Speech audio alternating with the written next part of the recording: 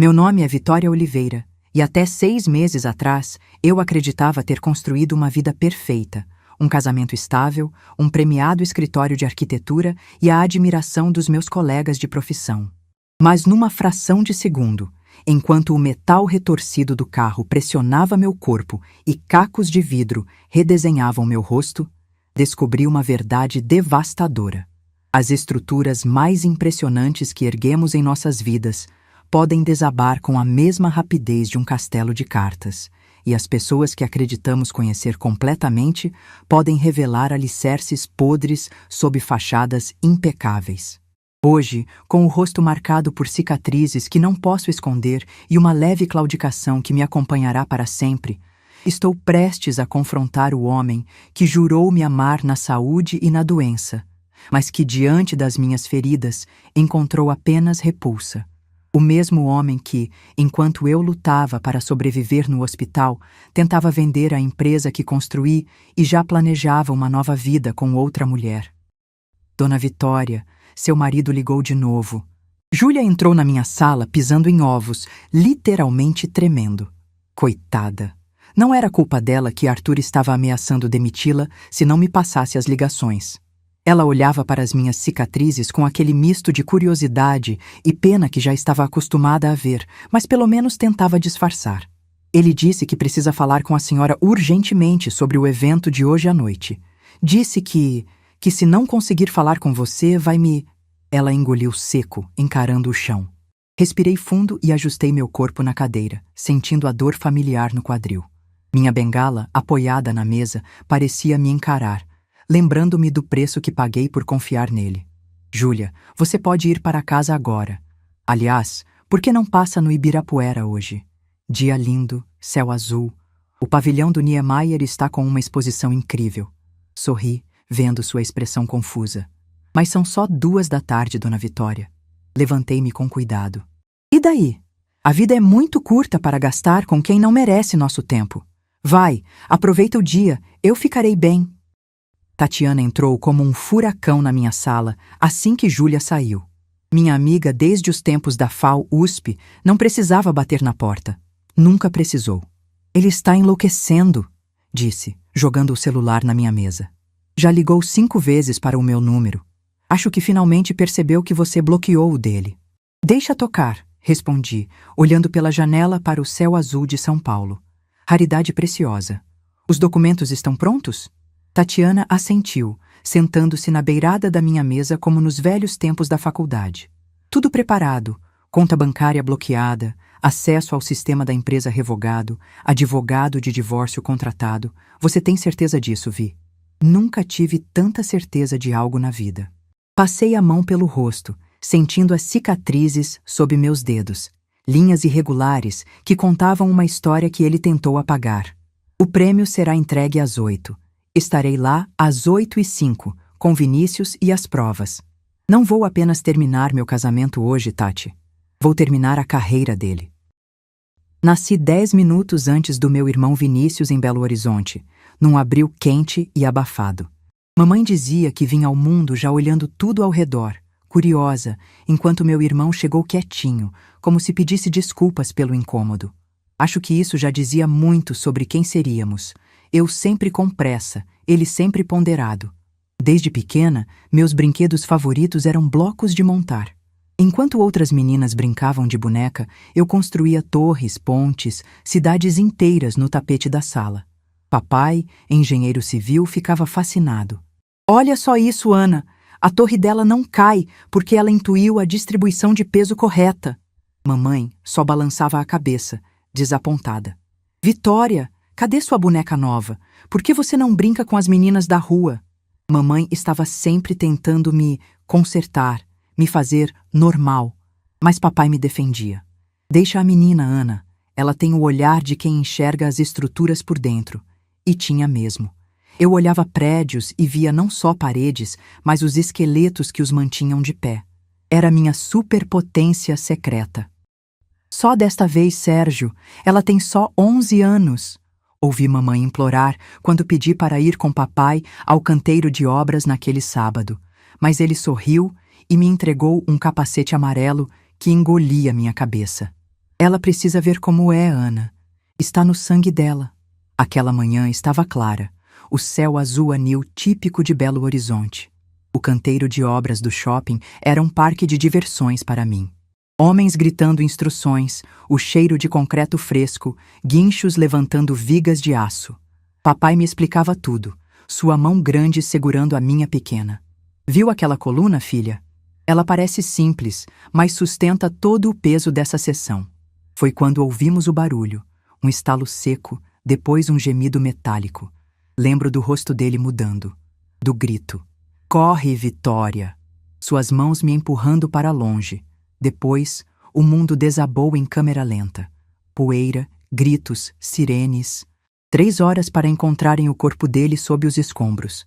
No funeral, Vinícius ficou longe de mim, como se eu carregasse uma maldição. Ouvi-o dizer à tia Helena: "Foi essa maldita arquitetura que matou meu pai." Seus olhos me acusavam, como se a culpa fosse minha. "Você não pode estar falando sério." Vinícius parecia ter levado um soco quando mostrei minha inscrição para o vestibular de arquitetura da FAU-USP. Estávamos no quarto dele, paredes decoradas com pôsteres de bandas e nada que lembrasse nosso pai. Depois de tudo que aconteceu, é assim que você honra a memória dele? Escolhendo a mesma maldita profissão que o matou? Não foi a profissão que matou ele. Minha voz saiu mais firme do que eu esperava. Foi negligência, erro humano. E é exatamente por isso que quero fazer isso. Para construir coisas que não desabam, que não matam pais de família. Vinícius balançou a cabeça. Você está escolhendo prédios em vez de pessoas, Vitória. Aquilo doeu mais do que ele poderia imaginar. No dia em que recebi a carta de aceitação da FAU-USP, sentei na varanda com a última foto que tinha com papai. Estávamos visitando a Pampulha, ele apontando as curvas do Niemeyer, olhos brilhando. Estou fazendo isso por nós dois, sussurrei. Ninguém entendia que eu não queria apenas construir. Queria proteger. Cada projeto que eu fizesse seria uma promessa. Ninguém mais morreria em um prédio que levasse meu nome. O prédio da FAU-USP parecia vivo, concreto, vidro e luz dançando em harmonia. Naquele primeiro dia, parada no saguão imenso projetado por Artigas, senti-me pequena e gigante ao mesmo tempo. Foi ali que esbarrei em Tatiana, derrubando seus pincéis. Foi mal, ela exclamou, abaixando-se para ajudar a recolher meus papéis. Você é caloura? Tem cara de BH, sou Tati. Vamos ser amigas, tá? Foi no 3º ano que o professor Martins notou meu trabalho. Um projeto de restauração conceitual para uma igreja barroca em Ouro Preto. Oliveira, você tem um dom raro, disse, ajustando os óculos grossos. Muitos sabem construir novo. Poucos sabem curar o que já existe. Nunca tinha pensado em restauração antes. Sempre quis criar, não consertar. Mas algo nas palavras dele ressoou em mim. Meu primeiro projeto real foi uma pequena capela colonial em Paraty. Lembro de tocar as paredes descascadas e sentir como se estivesse lendo um livro antigo. Não estamos apenas preservando pedras, mas memórias. Expliquei para o padre local, que me olhava confuso enquanto eu examinava entusiasmada uma rachadura no altar. Foi ali que desenvolvi meu conceito de transparência estrutural. A ideia de que as intervenções deveriam ser visíveis, não escondidas. Nunca fui de frequentar galerias de arte no Itaim Bibi. Preferia 1000 vezes um casarão histórico caindo aos pedaços do que aqueles espaços brancos estéreis cheios de gente fingindo entender instalações incompreensíveis. Mas quando fui convidada para apresentar minha instalação, Arqueologia do Futuro, uma estrutura que mesclava técnicas de restauração em um prédio conceitual futurista, não pude recusar. Esse cabo não deveria estar aqui, murmurei para mim mesma enquanto ajustava uma das luzes da instalação. O técnico havia deixado fios expostos no chão, um perigo óbvio que ninguém parecia notar. Dei um passo para trás para avaliar a luz e senti meu tornozelo prender em algo. O mundo girou. Caí desajeitadamente, sentindo uma dor aguda no tornozelo esquerdo. E então, antes que eu pudesse processar o que tinha acontecido, ele estava ali, Arthur. Ele tinha olhos castanhos quentes, mãos firmes e um sorriso que parecia dizer que tudo ficaria bem. Arthur Oliveira, Apresentou-se enquanto enrolava meu tornozelo com uma bandagem improvisada com sua própria gravata de seda. Conheço seu trabalho, Vitória. Sua abordagem sobre restauração é fascinante. Fiquei surpresa que ele soubesse meu nome, mas lisonjeada demais para questionar. Como poderia saber que o acidente com o cabo foi planejado? Vê essa marca d'água no teto? Arthur apontou para uma pequena descoloração no forro da pinacoteca. Estávamos no nosso quarto encontro, um tour técnico que ele sugeriu depois do café. A maioria dos restauradores cobriria isso com tinta nova, mas seria apagar a história do prédio. Essa mancha conta a história da inundação de 1968. Fiquei fascinada não apenas pelo que ele dizia, mas como dizia, com reverência, como se cada rachadura fosse sagrada. Nossas semanas seguintes foram um turbilhão.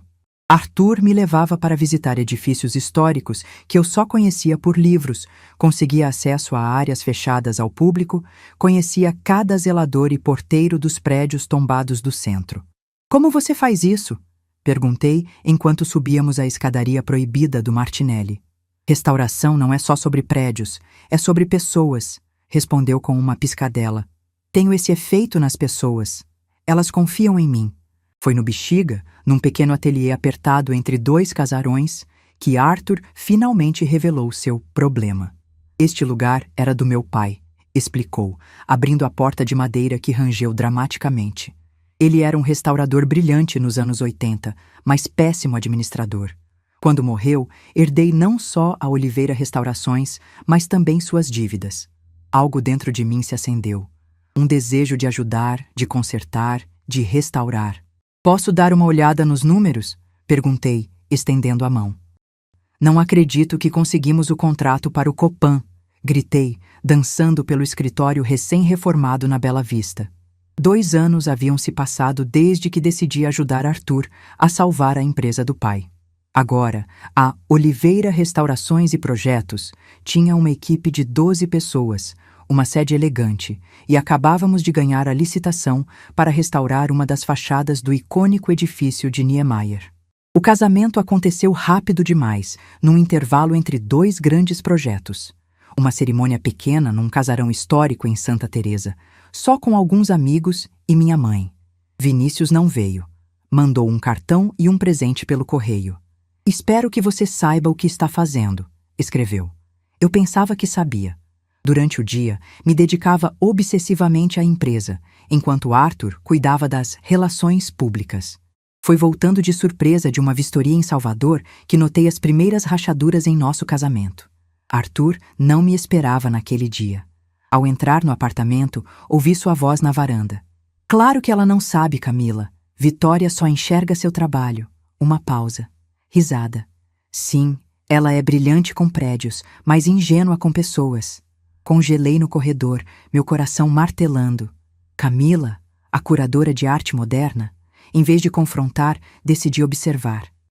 Vitória, este é Wagner, da W&M Incorporações. Ele está interessado no nosso trabalho para um projeto no Centro Histórico. Arthur fez as apresentações no coquetel pós-palestra que dei na Bienal de Arquitetura. Wagner tinha aquele tipo de sorriso cínico, frio, calculista, como um tubarão avaliando a próxima refeição. Ele estava com Camila ao lado, a curadora de arte moderna que eu já havia encontrado em eventos anteriores. Seu marido fala muito de você, comentou Wagner, enquanto Arthur e Camila se afastavam para cumprimentar alguém. Diz que você é a verdadeira gênia por trás da Oliveira Restaurações. Havia algo na maneira como ele disse gênia que soou como um insulto. Na verdade, somos uma equipe, respondi automaticamente, embora soubesse que era mentira. Arthur mal aparecia nos canteiros de obra nos últimos meses. Comecei a notar pequenas inconsistências nos relatórios financeiros, orçamentos que não batiam com as notas fiscais e documentos de projetos com detalhes ligeiramente diferentes dos que eu havia aprovado. Quando confrontei Arthur, ele sempre tinha uma explicação perfeitamente razoável. O fornecedor não tinha o material original, tivemos que adaptar. Ou, foi apenas um erro de digitação no relatório. E eu, ocupada demais com os novos projetos, deixava para lá. Mas algo dentro de mim estava cada vez mais inquieto. Você está linda. Arthur ajustou meu colar enquanto nos preparávamos para o coquetel de lançamento do livro sobre nosso trabalho no Teatro Municipal. Era uma mentira, claro. Ele mal olhava para mim ultimamente. Eu havia passado horas me arrumando, tentando parecer a esposa perfeita do restaurador do momento, mas sentia seu desinteresse como uma parede fria entre nós. O salão nobre do Teatro Municipal brilhava sob os lustres antigos.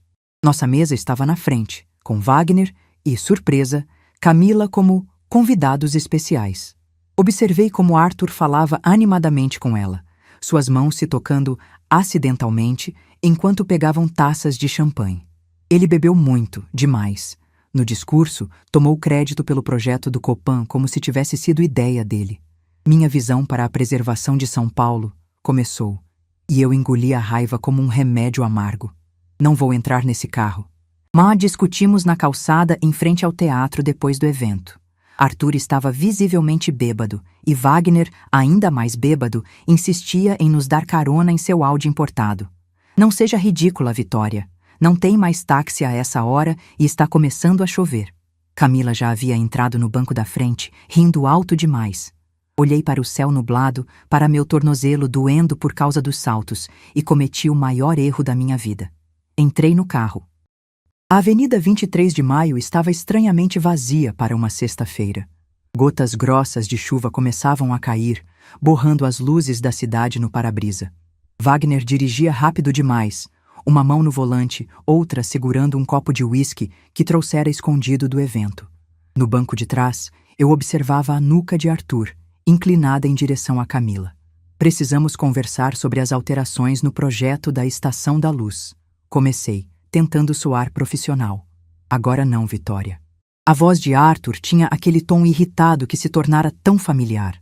Ele e Wagner trocaram um olhar pelo retrovisor que me causou um arrepio. Foi só um segundo, mas captei algo. Um entendimento silencioso, uma comunicação que me excluía. A chuva ficou mais forte e Wagner acelerou ainda mais. Talvez devêssemos reduzir a velocidade? Sugeri, agarrando o cinto de segurança. Lembro do som, o guincho dos pneus na pista molhada quando Wagner fez uma curva fechada demais. Da sensação de estar flutuando quando o carro saiu da pista. Do olhar de Arthur, virando-se para mim no último instante. Não com medo ou preocupação, mas com algo que parecia... expectativa? O impacto veio como uma explosão. Metal retorcido, vidro estilhaçado, dor lancinante e, por último, escuridão. Probabilidade de sobrevivência, muito baixa. A voz do médico pairava sobre mim, como se viesse de outro mundo. Eu flutuava na beira da consciência, presa num limbo entre a vida e a morte. Os bips das máquinas marcavam o ritmo do meu coração teimoso, que se recusava a parar apesar dos prognósticos. Ouvi fragmentos de conversas, múltiplas fraturas, danos na coluna, face gravemente lacerada, mão direita comprometida. As visitas de Arthur eram breves, distantes. Através das pálpebras semicerradas, vi como ele evitava olhar para meu rosto, agora um mosaico de suturas e curativos. Uma vez, ouvi sua voz no corredor. Os médicos dizem que mesmo se sobreviver, nunca mais desenhará. É praticamente o fim da carreira dela. Não parecia abalado. Parecia aliviado. Em outro dia, com mais clareza, vi Camila ao lado dele, mãos entrelaçadas quando pensavam que eu dormia. Tatiana vinha todos os dias, trazendo flores e determinação. Trouxe algumas coisas do escritório, sussurrou numa tarde, colocando meu tablet na gaveta do criado mudo. Para quando você estiver pronta.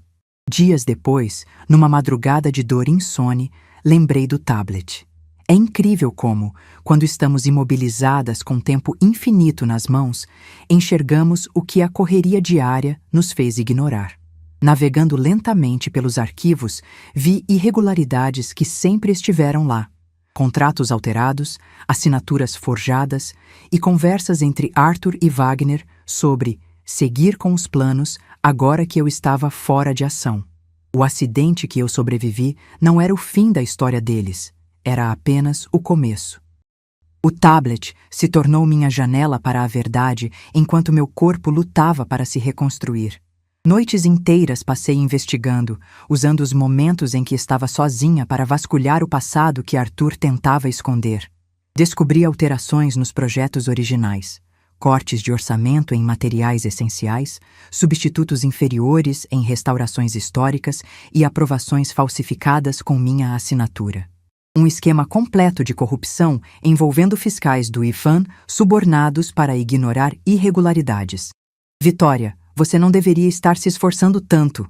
A enfermeira me pegou uma noite, tentando sentar na cama para melhor visualizar os documentos. Eu sorri, dolorosamente, com meu rosto ainda remendado. Estou apenas me mantendo atualizada com o trabalho. Mal sabia ela que eu estava construindo não apenas minha recuperação física, mas o caso que destruiria Arthur. Cada noite, mais provas. E-mails entre ele, Wagner e Camila planejando como se livrar do obstáculo que eu me tornara. O momento mais revelador veio quando encontrei os planos para um projeto de revitalização no centro histórico. Na verdade, um esquema de gentrificação predatória disfarçado de restauração. Eles pretendiam descaracterizar completamente edifícios históricos por dentro, mantendo apenas fachadas para criar condomínios de luxo. E planejavam usar meu nome, minha reputação, para legitimar isso. Foi quando decidi, não bastava sobreviver, eu precisava me recuperar completamente, e então cobrar cada centímetro de traição com juros compostos. Não adianta, você deveria aceitar a limitação. O fisioterapeuta suspirou depois de mais uma sessão frustrada, onde tentei, sem sucesso, segurar um lápis com minha mão direita. Lágrimas escorreram pelo meu rosto marcado por cicatrizes. Esperei que ele saísse e tentei novamente. E de novo, até que meus dedos sangraram e a enfermeira veio me dar uma bronca sobre não forçar o processo. Aquela noite, olhando para minha mão inútil, tive um momento de desespero completo. Como poderia ser arquiteta sem desenhar? Como restauraria qualquer coisa se nem conseguia restaurar a mim mesma? Atirei o bloco de desenho contra a parede em frustração. Quando a enfermeira veio recolher, notei algo. Nas folhas amassadas, os traços irregulares que fiz sem querer formavam um padrão interessante. Um acidente que criou algo novo. Na manhã seguinte, pedi materiais diferentes. Canetas com empunhaduras especiais, suportes para o braço, aplicativos de desenho para o tablet. Comecei a experimentar desenhar com a mão esquerda. Os resultados eram diferentes, menos precisos, mais expressivos. Se posso restaurar prédios centenários que sobreviveram a terremotos e incêndios, posso restaurar a mim mesma. Repeti como um mantra enquanto reaprendia a desenhar, a andar, a existir neste novo corpo marcado que Arthur tanto desprezava. Cada cicatriz virou uma medalha. Cada limitação, um desafio criativo. Meu Deus, Vitória! A voz veio da porta do quarto do hospital, um tom que não ouvia há anos. Vinícius estava parado ali, mais velho, mais sério, mas ainda meu reflexo imperfeito. Seus olhos marejaram ao ver meu estado e algo dentro de mim, uma parede construída desde o funeral do nosso pai, começou a rachar. Eu vi a notícia do acidente no jornal. Por que ninguém me avisou antes? Achei que você não se importaria. Minha voz saiu rouca, pouco usada. Você escolheu números. Eu escolhi prédios. Lembra? Ele se aproximou devagar, como se eu fosse feita de vidro. De certa forma, eu estava. Eu estava errado, Vi. Sobre tanta coisa. Sentou na beirada da cama, cuidadoso para não tocar nos tubos e monitores. Quando vi a matéria sobre seu trabalho na Estação da Luz, percebi que você estava certa, sobre construir algo que permanece. Naquela tarde, entre lágrimas e pedidos de desculpas mútuos, descobri que meu irmão gêmeo havia se tornado auditor fiscal especializado em fraudes corporativas. O que você descobriu sobre seu marido? Perguntou diretamente após eu mencionar minhas suspeitas. Mostrei meu tablet, as evidências que havia reunido. Seus olhos se estreitaram, a expressão mudando de choque para determinação. Isso não é apenas antiético, vai. É criminoso. Sua mão encontrou a minha. A boa, a que ainda funcionava. Vamos pegá-lo, juntos. Como deveria ter sido desde o início. Saí do hospital 3 meses depois do acidente, apoiada em uma bengala e na determinação que sempre foi minha melhor fundação. Arthur parecia genuinamente surpreso, e não exatamente feliz, ao me ver na porta do apartamento. Os médicos disseram que você teria alta só na semana que vem. Sua expressão ao ver meu rosto marcado por cicatrizes era um estudo de repulsa mal disfarçada. Sorri, sabendo que cada expressão minha agora puxava as cicatrizes de forma que o incomodava. Decidi dar uma surpresa. Entrei mancando, notando como ele se afastou sutilmente para evitar me tocar. Como está a empresa? Perguntei com falsa inocência. Ele relaxou um pouco. Achava que eu estava apenas preocupada com o trabalho, não suspeitando de nada. Tudo sob controle. Estamos avançando com o projeto do Centro Histórico. Sua voz tinha aquela entonação condescendente que usava quando achava que eu não entendia algo. Que bom. Amanhã passo no escritório para ver os detalhes. Nas semanas seguintes, mantive uma cuidadosa fachada de fragilidade. Deixei Arthur pensar que eu estava quebrada, dependente, focada apenas em minha recuperação física. Enquanto isso, trabalhava secretamente com Vinícius e Tatiana, reorganizando finanças, documentando tudo, bloqueando acessos. Desenvolvi um projeto especial, uma exposição chamada Cicatrizes Arquitetônicas, que seria minha cobertura para reunir evidências e pessoas-chave. Quando Arthur mencionou que havia sido indicado ao Prêmio Brasileiro de Restauração, apenas sorri e o parabenizei. Deixei que cavasse seu próprio buraco. Os e-mails são suficientes? Perguntei a Vinícius enquanto revisávamos as provas em um café longe do escritório. Meu irmão, sempre meticuloso, franziu o senho. Temos os e-mails, as alterações não autorizadas nos projetos, os comprovantes de pagamentos suspeitos aos fiscais. Mas precisamos de algo mais concreto sobre o acidente. Ele ajustou os óculos, gesto que me lembrou tanto nosso pai que doeu. Tatiana está trabalhando nisso. Ela conseguiu acesso às mensagens de texto de Wagner antes do acidente. Tomei um gole do meu café, observando as pessoas passando na calçada, alheias ao drama que se desenrolava em nossa mesa. O mais inacreditável é que Arthur realmente acha que vai ganhar aquele prêmio, por projetos que nem são dele. Vinícius segurou minha mão, à esquerda, que eu agora usava para tudo. Nas noites seguintes, finalizamos cada detalhe. Testemunhas, documentos, apresentação visual para o momento da revelação. Vinícius coordenou com autoridades fiscais. Tatiana preparou a parte legal. Eu criei uma apresentação especial, usando minha nova técnica de desenho, mais expressiva e crua, mostrando cada alteração fraudulenta nos projetos. Você tem certeza que quer fazer isso publicamente? Perguntou Tatiana na véspera. Não seria mais fácil simplesmente entregar tudo às autoridades? Balancei a cabeça. Ele tentou me apagar, Tati. Agora quero que todos vejam quem ele realmente é. Está um espetáculo hoje. Tatiana me ajudou a sair do táxi em frente ao auditório do Instituto de Arquitetos. Escolhi um vestido preto que não tentava esconder minhas cicatrizes, mas as incorporava ao visual. Meu cabelo, agora com um corte assimétrico que realçava o lado marcado do meu rosto, estava preso em um coque baixo. Minha bengala, antes um símbolo de fraqueza, agora parecia um acessório de poder. Você tem certeza disso? Perguntou pela 1000ª vez. O auditório estava lotado com a elite da arquitetura brasileira. Da entrada dos bastidores, vi Arthur na primeira fila, impecável em seu terno italiano. Camila estava ao lado dele, deslumbrante num vestido vermelho que eu reconheci, comprado com o cartão da empresa que ele achava que eu não monitorava mais. Vinícius acenou discretamente do outro lado do salão, onde esperava com 2 agentes da Receita Federal. Senhoras e senhores, começou o apresentador, é com grande honra que anunciamos o vencedor do Prêmio Brasileiro de Restauração deste ano. Por seu trabalho revolucionário em preservação histórica, Arthur Oliveira. Aplausos ecoaram enquanto ele subia ao palco, sorrindo como se merecesse. Começou um discurso sobre sua visão, sobre integridade e inovação. Foi quando as luzes se apagaram subitamente. No telão atrás dele, em vez da apresentação preparada, surgiram imagens dos projetos originais lado a lado com as versões adulteradas. Minha voz gravada ecoou pelo auditório. A verdadeira restauração começa com honestidade estrutural. E então, apoiada em minha bengala, caminhei pelo corredor central em direção ao palco. O silêncio no auditório era quase físico. Podia-se ouvir o som da minha bengala batendo no piso a cada passo que eu dava em direção ao palco.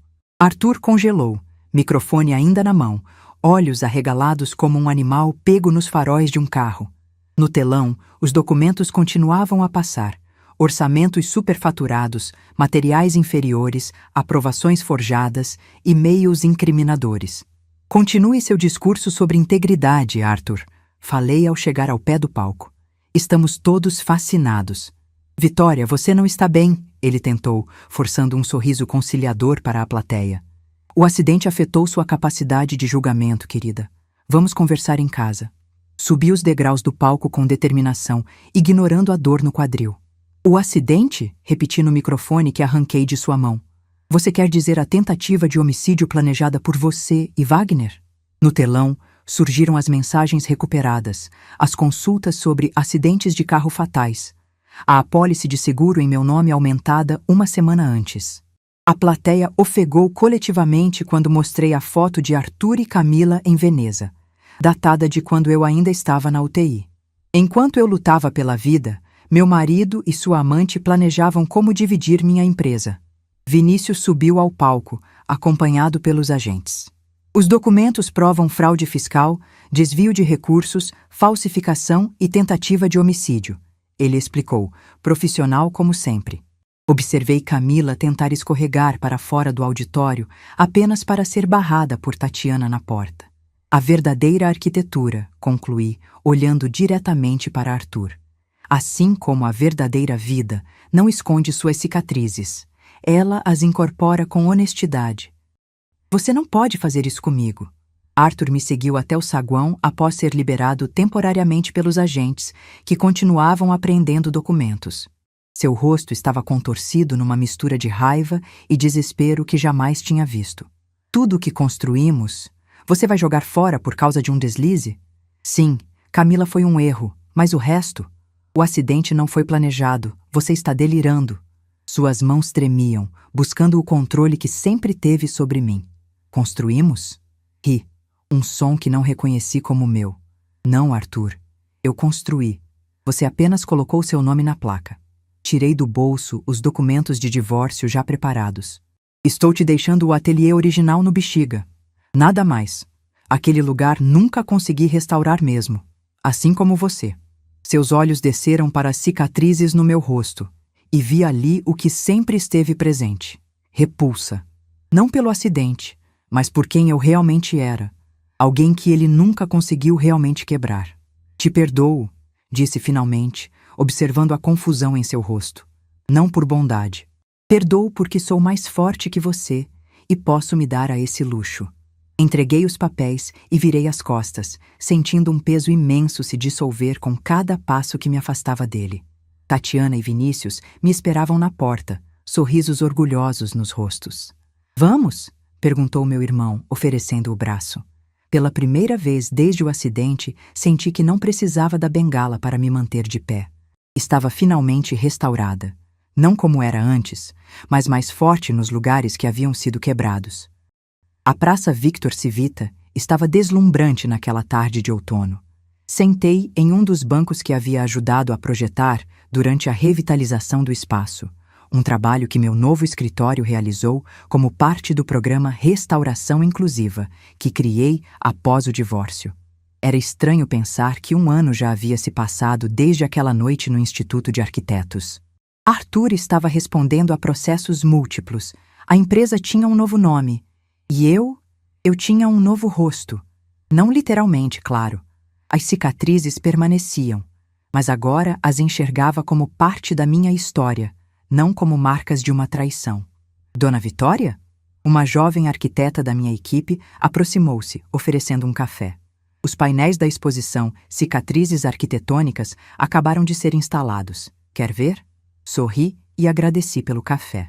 A exposição, que começara como cobertura para minha investigação, transformara-se em um projeto legítimo, uma celebração de imperfeições em estruturas históricas, mostrando como rachaduras, remendos e marcas do tempo não diminuíam, mas acrescentavam valor e beleza aos edifícios. Caminhei lentamente pela praça, observando as pessoas interagindo com os painéis. Cada um mostrava um edifício histórico com suas cicatrizes destacadas, junto com histórias de restauração que respeitavam essas marcas em vez de escondê-las. Minha filosofia de transparência estrutural havia evoluído para algo mais profundo. A ideia de que nossas quebras e reparos, visíveis ou não, são parte essencial da nossa integridade. Agora projeto para pessoas quebradas como eu, expliquei a um visitante curioso. Porque descobri que somos todos como esses prédios antigos, mais interessantes por causa das nossas histórias de reconstrução. Foi quando o vi, sentado num banco em frente ao meu painel favorito, que mostrava as rachaduras restauradas de uma igreja colonial. Havia algo incomum em sua postura, a cabeça ligeiramente inclinada, como se escutasse o edifício em vez de vê-lo. E então notei a bengala branca dobrada ao seu lado, os óculos escuros, a mão que ocasionalmente tocava o painel, sentindo as texturas em relevo que eu havia incluído para visitantes com deficiência visual. Ri involuntariamente quando percebi que uma borboleta azul havia pousado em seu cabelo grisalho, completamente alheia à seriedade com que ele observava a exposição. Minha risada deve ter chamado sua atenção, pois ele virou o rosto em minha direção, sorrindo. "Compartilha a piada?" perguntou com uma voz surpreendentemente melodiosa. "Você tem uma borboleta no cabelo", respondi, aproximando-me. "Uma borboleta azul.